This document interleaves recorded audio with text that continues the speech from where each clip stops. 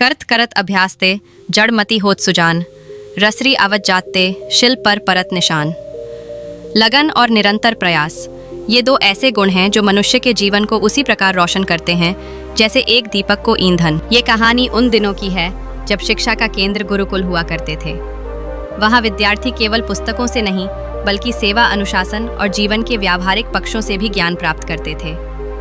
उसी समय में एक बालक था ऋतुराज। ऋतुराज के माता पिता साधारण किसान थे। वे बहुत ही मेहनती और संस्कारी थे।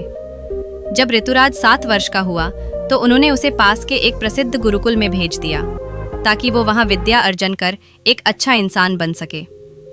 गुरुकुल में जीवन बहुत अनुशासन और तपस्या भरा था। ऋतुराज को वहाँ रहना तो अच्छा लगने लगा, लेकिन पढ़ाई में उसका मन नहीं लगता था। गुरुजी जो भी समझाते वो उसके सिर के ऊपर से चला जाता। धीरे धीरे उसकी कमजोरी सबके सामने आने लगी। उसके सहपाठी उसका मजाक उड़ाने लगे। जब सभी बच्चे परीक्षा में पास होकर अगली कक्षा में चले गए तो ऋतुराज वहीं रह गया, असफल और उदास।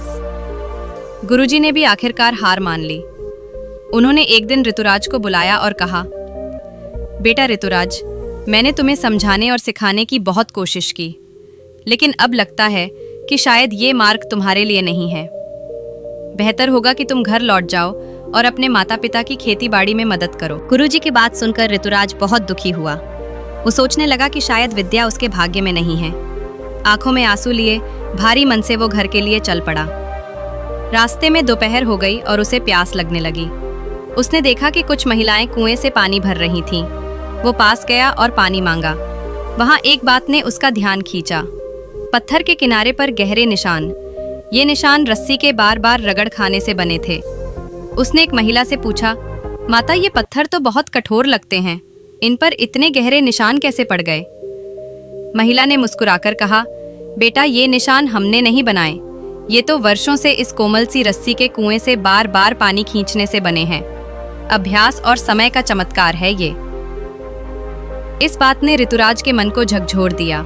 उसे लगा, अगर एक कोमल रस्सी लगातार अभ्यास से कठोर पत्थर पर निशान बना सकती है तो मैं अभ्यास से विद्या क्यों नहीं सीख सकता? उसके भीतर का आत्मविश्वास जाग उठा। अब वो खुद को कोसने की बजाय सुधारने के लिए तैयार था। उसने ठान लिया कि चाहे जितना समय लगे वो अब अभ्यास से ही अपनी कमजोरी को ताकत बनाएगा। ऋतुराज वापस गुरुकुल आया। गुरुजी हैरान हुए। तुम वापस क्यों आए हो ऋतुराज? ऋतुराज ने विनम्रता से कहा, गुरुवर, मुझे अब समझ में आ गया है कि अभ्यास ही सफलता की कुंजी है। कृपा करके मुझे एक और अवसर दें।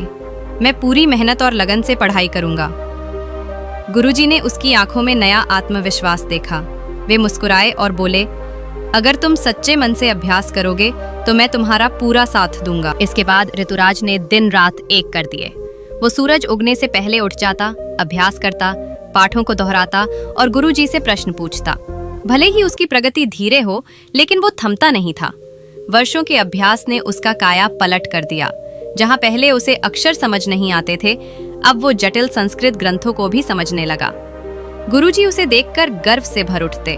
उन्होंने कभी सोचा भी नहीं था कि वही ऋतुराज जो एक समय मंद बुद्धि माना जाता था, अब इतना तेजस्वी छात्र बन जाएगा।